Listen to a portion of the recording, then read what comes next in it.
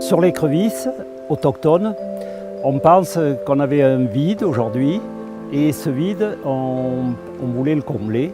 Et c'est pour ça qu'une étude plutôt scientifique, basée sur une observation réelle, nous paraissait absolument indispensable. Alors, le CIAL a décidé de lancer cette étude et cette programmation étude écrevisse autochtone. On en avait discuté avec les agences de l'eau pour savoir comment elle pouvait être financée, parce que c'est une étude très lourde.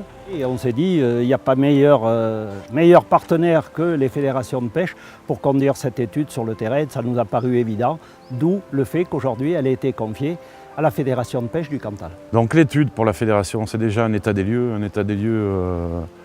de la population d'écrevisses à pattes blanches sur le bassin versant à Lannion. C'est pas rien, c'est peut-être une des plus grosses études de France, et c'est 600 km de cours d'eau. Donc nous avons embauché 6 personnes, 6 techniciens pour 6 mois pour réaliser l'étude.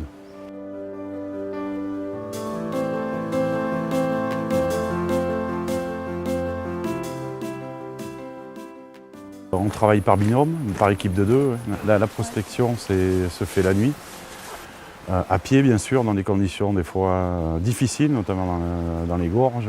Pour la réalisation de l'étude, il y a des règles à respecter, des règles strictes d'hygiène, notamment pas contaminer les milieux, les cours d'eau. Sur le terrain, les techniciens ont plusieurs moyens pour détecter la présence ou pas de l'écrevisse. D'abord par la pose de balance ou de nasse. Mais c'est aussi la recherche de cache. Les techniciens ont été formés pour ça.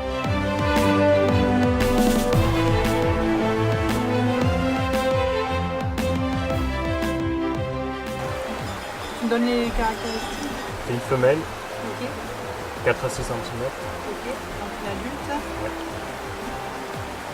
Pas de pathologie apparente.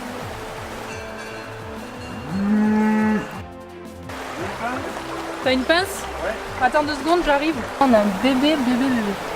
Mais elle est en train de sortir. Du coup, je vais regarder avec l'aquascope là parce qu'il y a des racines au fond là-bas. Ouais. Et peut-être qu'il y aura des caches. Je vais voir. Il me semble qu'il y aura des- Voilà, c'est vraiment un bébé. Hein. Pas facile de les observer, celles-là.